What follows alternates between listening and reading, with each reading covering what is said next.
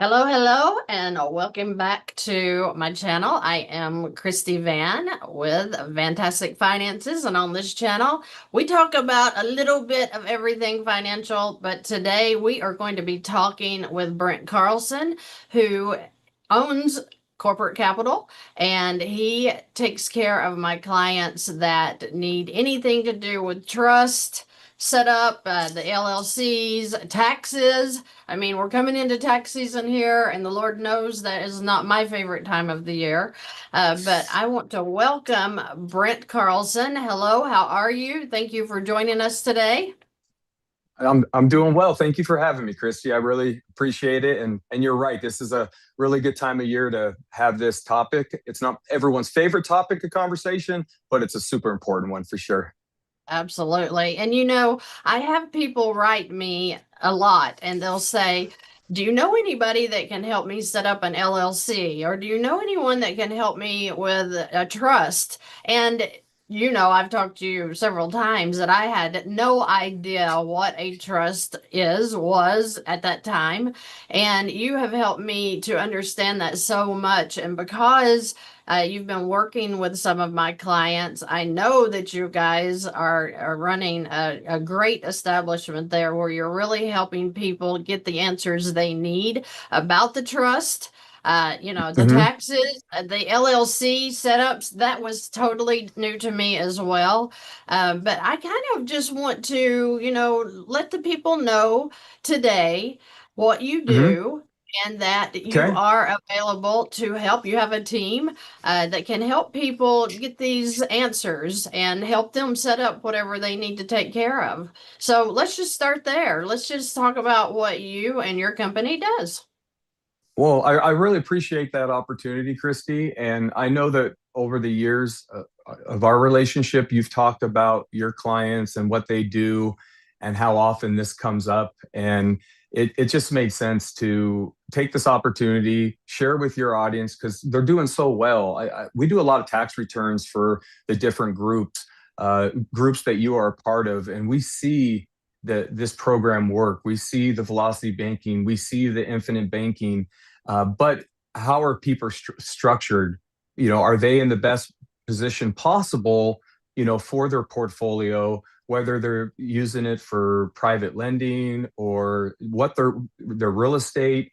So at Corporate Capital, we like to look at things, especially before the end of the year. But now that we're in a new year, you and I thought it would be a good opportunity to just let the audience know that there's opportunity, there's changes that you can make within your portfolio, and a lot of people aren't aware of those.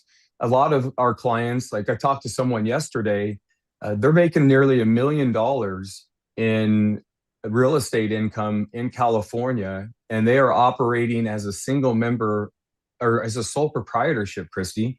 So that means that they are paying, 15.3% on Yeah. money that is not necessary, that if they were to have an LLC and have it taxed a certain way, they are able to put themselves in a position where that example yesterday would have saved them nearly $100,000 by simply having, and many of you may have an LLC, which is great. But is that LLC being taxed currently as a single member? Is that being taxed as a partnership? Because if it is, that 15.3%, there's no way to avoid that. So many of our clients at Corporate Capital, especially depending on the net income at the end of the year, will have their LLC taxed as an S corporation, which I'm an S corporation. I believe you are. And so now what that does is we are still Corporate Capital Inc. or VANNtastic LLC, but now we have elected to say, I do not want to have the tax bill that I had in 2025. I need to look at my structure and is there any different way that my LLC can be taxed? Because it doesn't have to be a single member LLC. It can be an S corporation. I even have an LLC, Chrissy, that's taxed on as a C corporation on a fiscal year that I'll use to move money around to avoid taxes at the end of the year, which I know as a business owner, I will look at that in the future and have to pay it when I sell the business. but I'm utilizing the corporate structuring. So for the bigger clients, and I know I have people that call from Christy's group that are just getting started. We signed someone up with 72 properties the other day. So there's everything in between. So don't feel like you're too small, to have that consultation. Before I go into a little bit more detail, I think this is very important. Christy and I had a discussion, and she asked me, do you have time to have a consultation with my clients to discuss some of these items? And I said, yes. So we have a few individuals here, one of our founders, Flo, and then my vice president of business development in Utah, that are dedicated to help you. And those of you that are live, I want you to write down this number, 855-603-4566. Again, that's 855-603-4566. Now, that is a dedicated number that will ring to me, my assistants, and then those two gentlemen that I mentioned. Now, going back into what do we want to focus on? What if you get sued tomorrow? That's the first question I have my clients ask themselves. What if you get sued tomorrow? Do you have your real estate all in your personal name? Do you feel comfortable about that? Are you operating as a sole proprietorship, whether it's private lending, whether it's rental properties? If you are doing that, you are holding all of the liability personally. So everything inside of your portfolio can now be attacked. So what we like to do at Corporate Capital is look to see what different businesses do you have, how many pieces of property do you have, does it make sense to do everything under one entity, or does it make sense to separate? Like my building that I own, Christy, is inside of a separate LLC, and then Corporate Capital, which is my main entity, does my daily transactions. So if someone comes in and slips and falls on inside of my office, they can't go after my business. They can't go after me personally. And again, half of you, this reflects you. The other half, the next topic is very important. If you don't have an LLC, then the best state to incorporate, and you can see this all over YouTube. If you guys are social media people for the most part, following Christy, look into states like Nevada, Wyoming, and Delaware. Those states do not have any corporate or franchise tax.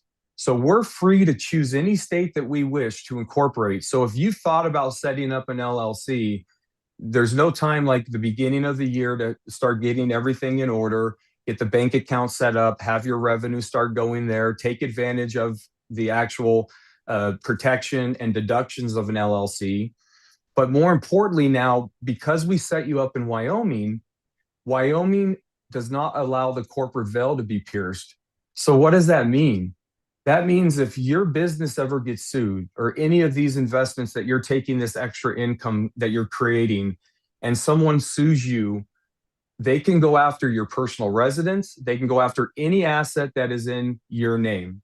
But if you have the LLC and something happens in a lending deal, on a rental property, or with a rental property, they cannot sue the piece of real estate, and then they actually cannot go after you personally.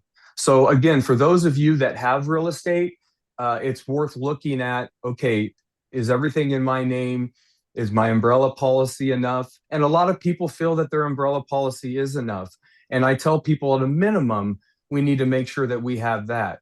But by having an LLC, Christy, for just different businesses, whether it's consulting, whether it's building just one heck of a following and being a mentor, whether you're doing trust and taxes, I believe whether you're making $10,000 or $1 million, why take the risk of having any business or any investment that you do potentially come back and they go after you personally? You can avoid that 100% by having a limited liability company. So again, we do the 13,000 entities that I've formed in my 13 years of owning Corporate Capital. 99.9% of those have been in Nevada and Wyoming because of those reasons. Now, some of my clients may have a rental property in Florida. So what we'll do is I get asked this question a lot. Well, I operate in Florida. I live in Florida. Again, you're free to choose any state you wish to incorporate. So what we do is we register you, or we do what's called foreign file you to do business now in the state that you have this asset. So what does that mean? Now I have a rental property in Florida, Christy. Someone comes over, they have a party, it turns into a frat house, whatever.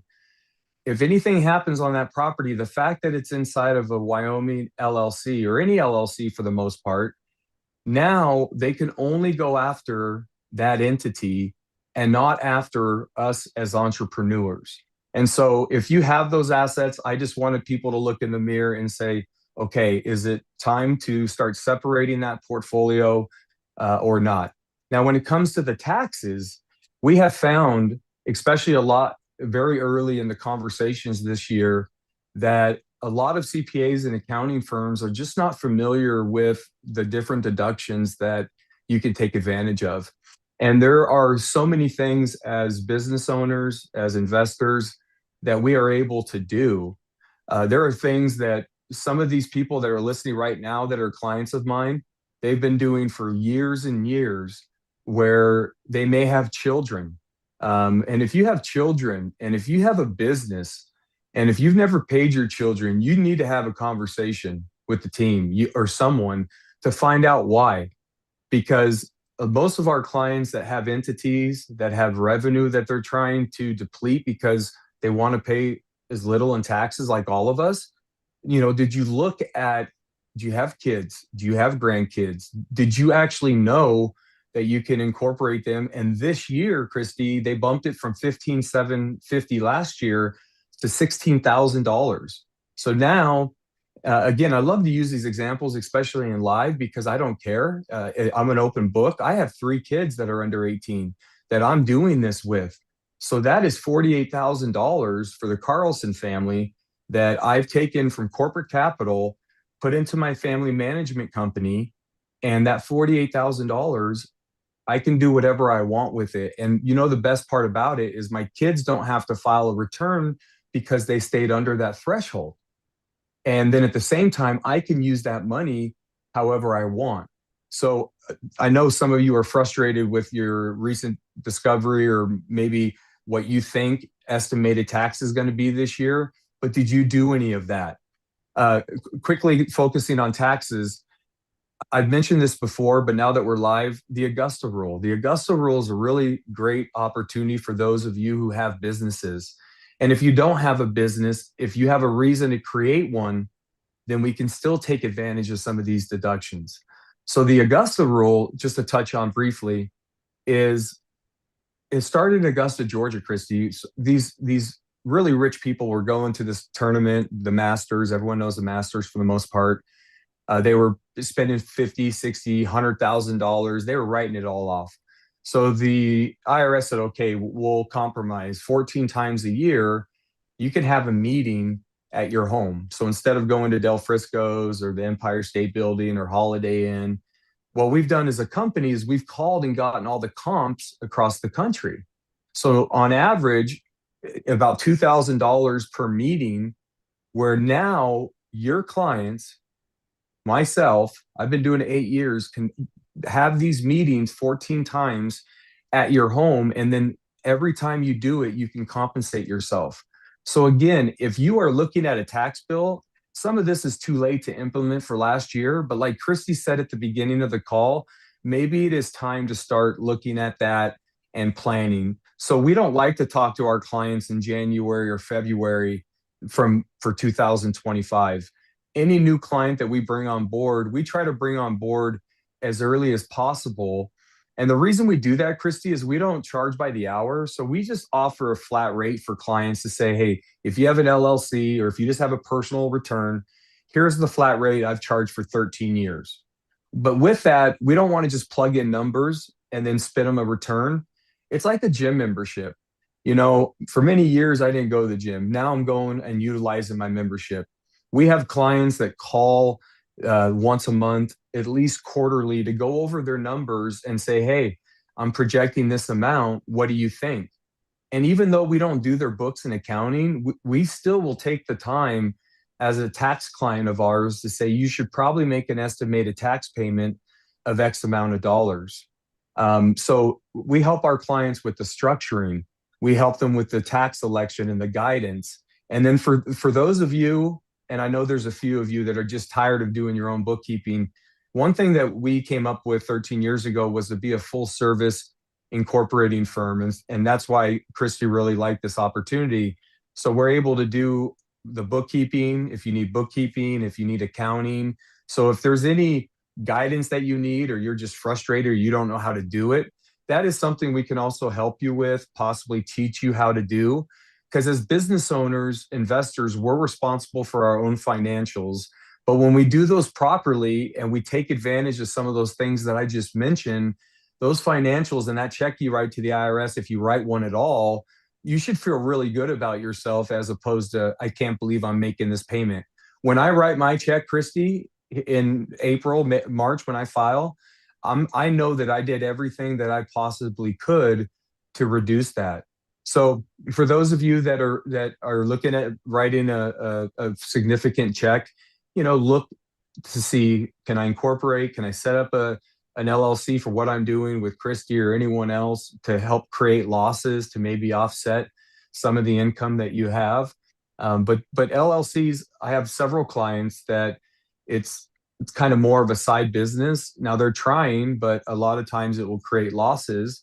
And some clients have that intentionally to try to offset some of their income. So it's a good conversation to have, but ultimately, whenever clients set up an LLC, it's, we want to be for profit. We want to make hundreds of thousands, millions of dollars. And so when you do get to that point, and I know you guys will, then we want to make sure that you have the flexibility to take advantage of the IRS saying, okay, you can be taxed however you want. The only way that we can do that is by having that LLC in place. Okay. Now, one thing that, when it comes to the LLCs, like I like to use corporate capital as an example, because trusts are so important. My dad passed away this summer at 69. It was unexpected. Luckily, I did his trust for him. My mom was power of attorney, healthcare. He chose not to be a vegetable. So after the stroke, the doctors wanted to keep him on tubes, but my mom said no. His will and trust says that he wants to, go for the surgery, or he doesn't want to live with a tube. So inside the living trust, I have mine done. There's so many things that are so important and emotional to me as a dad, as a husband, as a business partner. So everything that I have from corporate capital, which I'm a 50% partner of, Mac Holdings, which actually owns the building that we work out of. We also have an audit and review company, because all of these go back to, they have separate liabilities. So if you guys have liability concerns, you need to look at separating that liability. But what I've done now is all of those, whether it's stock certificates, and I'd like to show everyone this.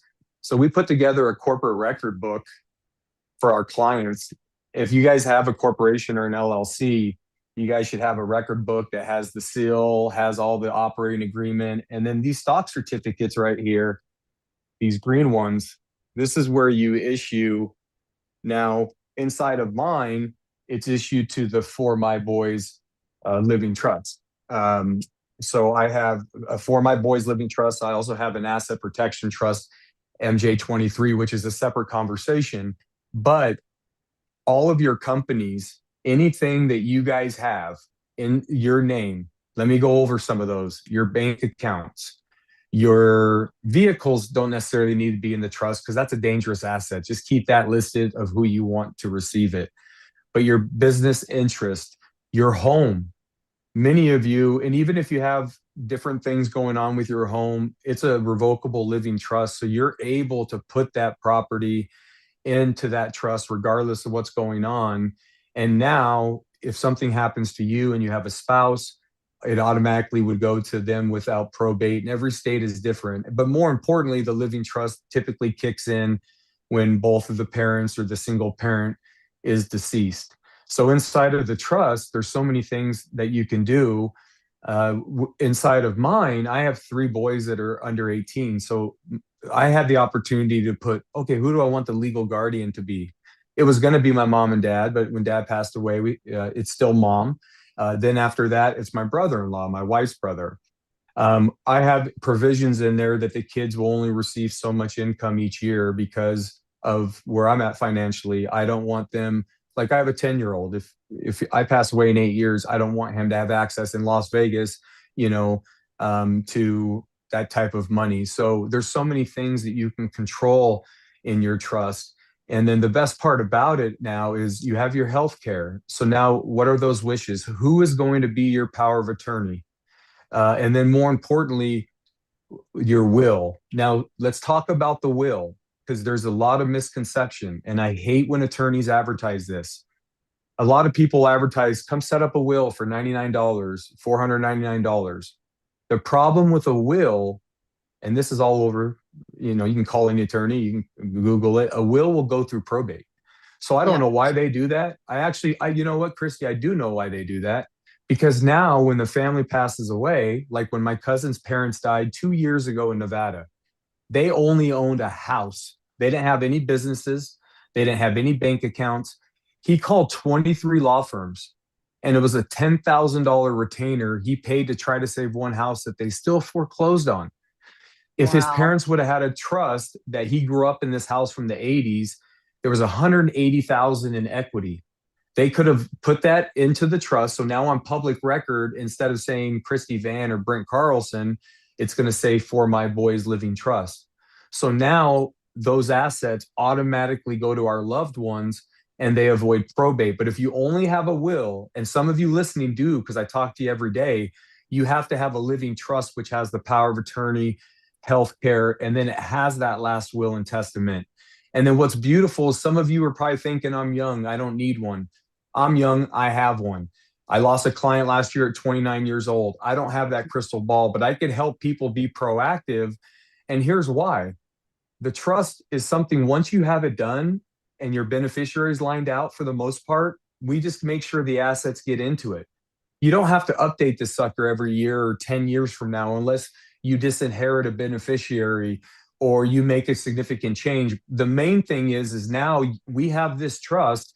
So now if we go buy a rental property in 10 years, we're going to set up an LLC, put that in a rental property or that rental in an LLC for protection. And guess who's going to own those membership certificates in that book I showed you? The trust. So now everything that we own flows to our loved ones and it avoids probate. And that is a very, very nasty word. And I do encourage everyone to just look. You know your portfolio. If you have one house, what is the average probate cost in your city for one home? It would be significantly more expensive than ever setting up a trust, depending on your situation. I can guarantee that in my 20 years experience. Probate is just, it's incredible. It's deceiving. It's unfair, especially when you have your loved ones already grieving. So by having this trust, you bypass all of that, tell them to pound sand, you go into the bank, you show the necessary agencies, the death certificate, which I did for my dad's Corvette. I just registered it. He left the Corvette for me. I just registered it literally this week and I got the license plate Miss Dad. And, but he left it for me inside the trust. And he actually put his in the title of the trust. He didn't listen to me, which was okay. It was in the trust. Nothing happened. So my mom had to come down, show that she was on the trust as well, that it was being left for me. And then I got the Corvette registered. It was like an antique. My dad had 10,000 miles on it. Never planned on driving it. It's kind of a cool, it's super cool. Like it's more, Wow. I think my dad got it for an investment. But my point is it was so awesome that I went to the DMV. My mom came down with a copy of the trust. She signed a document and wham, bam, I was done. And this is what I want for my clients. This is what I want for every single customer of yours, because they're trying to grow that wealth. They're trying to leave that nest egg. Don't let a big chunk of that go to an attorney. And that is a huge problem in this country. Yeah. Yeah. So I have a question because I thought that if your home, and I use my home's equity because that's how I work with Velocity Banking. So I thought that if you had any kind of loan or line on your home, that you couldn't put it in a trust. Is that No, true or not? yeah, so that's a great question. And that's probably why there's been some hesitation, people setting them up. Now, I can't put that into an irrevocable trust, which is a whole different conversation. There's an irrevocable trust that you can set up to where if you have a property in there after 5 years, it's protected from Medicaid. After 2 years, it's protected from creditors, litigation, bankruptcy. But yeah, when we have stuff going on like that in our personal life, we can't. The good thing about a revocable living trust is it's still us. The difference is now is we've been proactive to say we want this asset in there. It's still going to reflect on you if you default, if you do anything wrong. It's still, they can still do whatever they want to for those individuals. But the difference is now that property on the property record search in that county is inside of the living trust, and they absolutely can put it in there. Absolutely.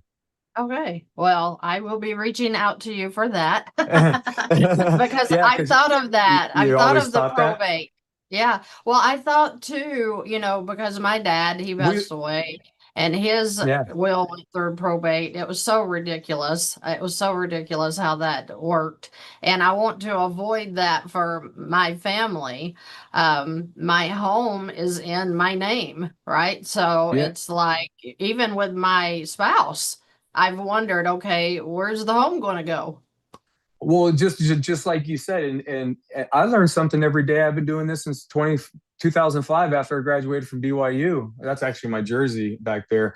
But I learned something every single day, and I've been doing this for a long time. And look what you learned too. And yeah, a lot of people think that, but it's not like you're transferring into a separate entity where you could possibly have a due on sale clause. Like yesterday, I had a client that had a $2 million house at 2.3, and he was looking at an LLC. Now, if he transferred it into an LLC, then that could be an issue. But no, you can put anything into a revocable living trust because it's still you. They can go after you. It's still tied to you. That's why the government allows us to transfer into a revocable, because they can still penetrate it and go after it. But you're being proactive and saying, this is where I want my stuff to go in the event that something happens to me. And like that example with my cousin, he lives paycheck to paycheck. He didn't have 10 grand. And his parents in like 1980, I mean, when I first started in the industry, trusts were like $750. And that was in 2005. They probably could have set one up for a few $100s, never updated it, just put the property in there. And they never did it because they had their personal issues, here in town. Speaking of like working with you guys, we have an office in Southern Utah. We were lucky enough last year to open a permanent place in Hurricane, Utah. That Dirk gentleman I mentioned, he's our VP of Business Development in Salt Lake. We're really growing our footprint across the country. That Southern Utah is growing like a weed. We do work with clients in all 50 states. Most of my clients, California, Florida, East Coast, especially with my relationship with Christy and Chris and others. We can certainly help regardless of what state you're in with any of the things that I mentioned. We can help with the LLC.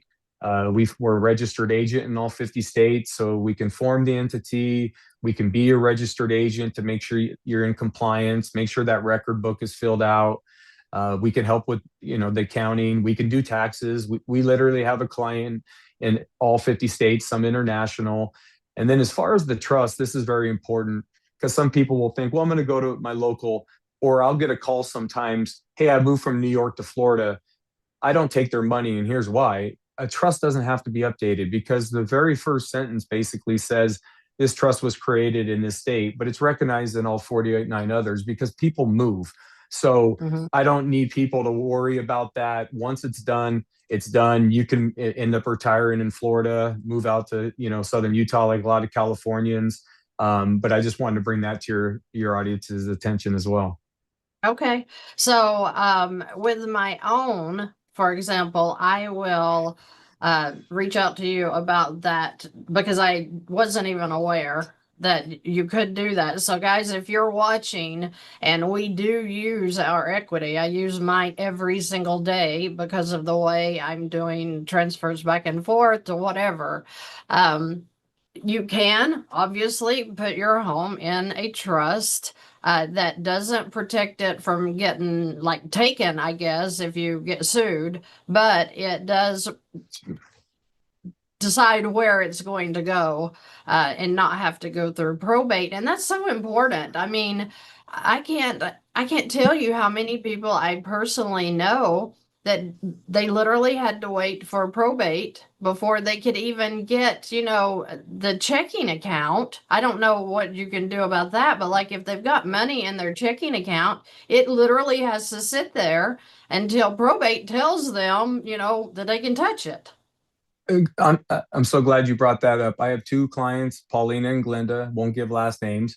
$98,000 at Wells Fargo, 440,000 at US Bank. It was tied up for 12 months, and one was 14 months. And one of the examples, that was all her money. One of the other ladies, her husband was a multimillionaire. He just didn't have them on the account. So these husbands have these bank accounts for their business, one with 440 in it, and he was the only one on there. And so what he could have done if he didn't want to put his wife on there or kids is it's called TOD, or transfer of death. So we go into the bank and we let them know that upon my death, I want this going to the For My Boys Living Trust. So now my four boys get everything 25, 25, 25, 25. And so once the trust is complete, you go to the bank, you show them a copy of the trust, you make sure everything flows there. We do the deed for you to make sure that the quick claim deed, because right now, if your deed, if you were to pull it or look on public record, Christy Vann, your address, we're going to change that to the VANNtastic Family Trust or whatever the heck you name yours, right? Speaking of which, just if you want to email Joss, she can get you on my calendar. Okay. Okay. But and then for the rest of you, listen, I know Christy has a really big following. I'd love to talk to everyone. I made a video.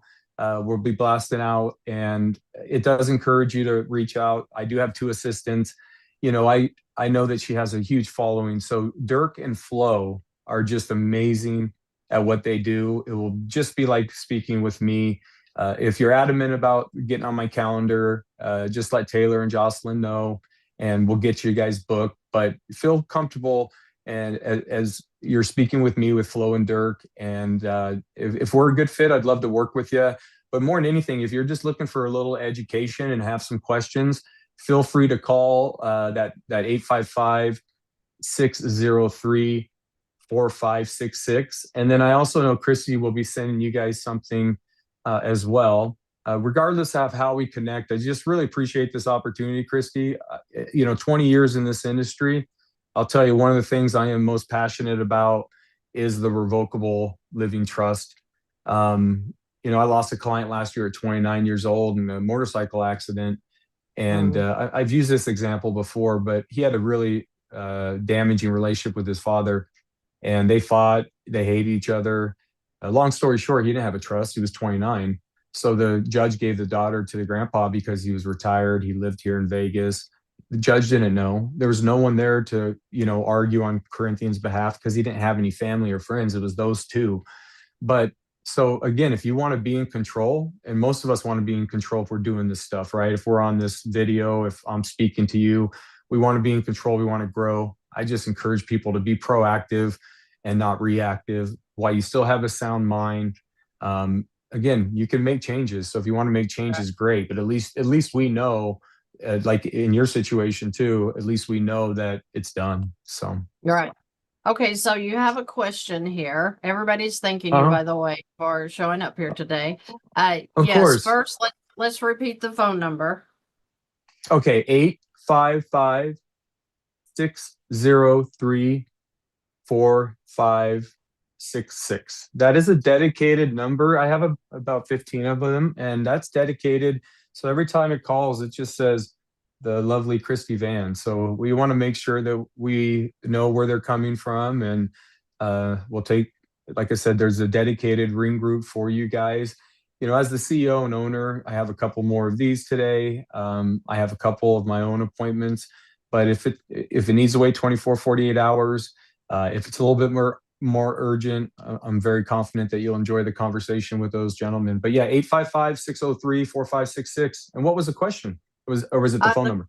question was, I have my LLC set up, but wondering about my husband who has a side gig. Can we use his expenses there to help offset W-2 without him setting up an entity LLC? Yeah, you could. That would go on the Schedule C, so he would be a sole proprietorship.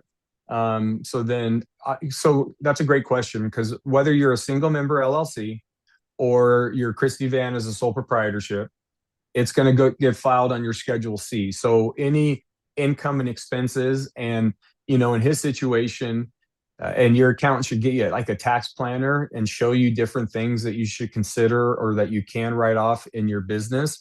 But absolutely, and to be very candid with you, because I never want clients to spend money that doesn't make sense. You do not need to incorporate, ma'am. You can definitely still take advantage of those. Now, if he starts making a tremendous amount of money, we would never be able to take advantage of the other side of being taxed as an S, and we would constantly pay the 15.3%. So, but if it's going to run at a loss forever or for a couple of years, just file it on your Schedule C, love. Okay. All right, good answers. So I know that you probably have to go, but I just want to let everybody know that this was information that I really did not even know about, one, but I didn't take it serious.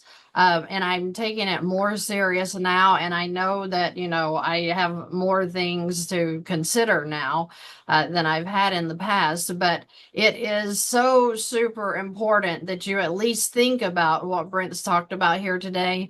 I'm going to just my personal experience with my CPAs in this area has just been ridiculous. People, one, don't know how to deal with a YouTuber, right? Because nobody's a YouTuber that I know of in this area. And so the tax or the accountants just don't know, what you do with that.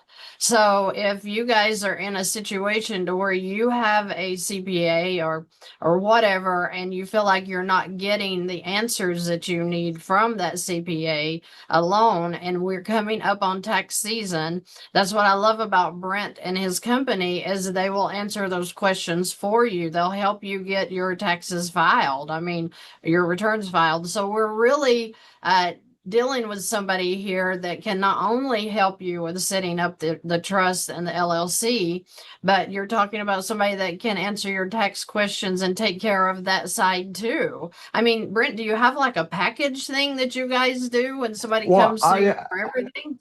I'm just so glad that you brought that up, because I'm so proud to tell you this. For 13 years, I've charged the same rate. I'm planning on doing so through the end of, like I said, 2030. We just charge, like, if it's a single member entity, we have a flat fee. We have a flat personal return fee. We haven't raised, like I said, we don't plan on doing so. So once a year, our clients will pay that fee. So then let's say between now and March 15th, April 15th, we have to file the taxes. That is just when the fun starts. Like, at that point, we want to see, okay, what happened? What could we do differently from 2025? So then we start laying out a game plan for 2026, saying, okay, you need to have an LLC. This should be taxed as an S corporation. So throughout the year, you're able to contact us, and it's included. We don't bill by the hour. So we really, because we offer the trust, and because the LLC and a registered agent, we don't want to nickel and dime our clients. So if you're a tax client, you have questions in November, you can reach out, say, hey, I made this much. Should I make an estimated payment? And then we even have those clients, as you know, Christy, where we do monthly accounting for as little as $250 a month and include the business tax return for free at the end of the year when we do the accounting. So if anyone's in need of accounting, that is also something to consider. But with either service, you get the attention, the time, email whenever you want. We would contact you last quarter of the year to make sure that if the Augusta rule or the kids or anything could be implemented, that we get that implemented before that clock strikes midnight on the 31st of December. Awesome. Okay. Well, thank you so much. So Thank this you. is Brent Carlson with Corporate Capital. Somebody was asking if you want to reach out to him and you forget the phone number or whatever. It's on my website, VANNtasticfinances.com. You can go there. Brent is listed as one of my partners there. I guess I could call you a partner. I'm not sure that we've I used that love word it. before. Hey, hey, in partnerships, are important for me, and it's the only way I've built my business in 13 years. And you want to work with the right people. I'd be proud to call you a partner, Christy. I appreciate that. I appreciate that. So, one more question that just popped up. So, should I start Huh? as a DBA until my company makes a certain amount? That's a great question. So here's what I would recommend. I still would recommend setting up a Wyoming LLC, and here's why. Because let's say that you have a home that's worth a couple 100,000. Let's say you have a bank account, some vehicles. Is what you're doing, this person has to ask themselves, what I'm doing, is it worth, or do I have liability enough that if I only make 5 grand and I get sued, should they go after my other $500,000 portfolio or whatever they're making? So as far as from a tax perspective, absolutely not, unless, because you could write those expenses off whether you're a Schedule C or not. But if there's going to be any liability, then I would bite the bullet, so to speak, and set it up and then operate that way. But that is the best advice I can give you, is if there's liability, if it's just consulting, if it's just lending, something like that, maybe not. But it just depends on what you're doing as well. Okay.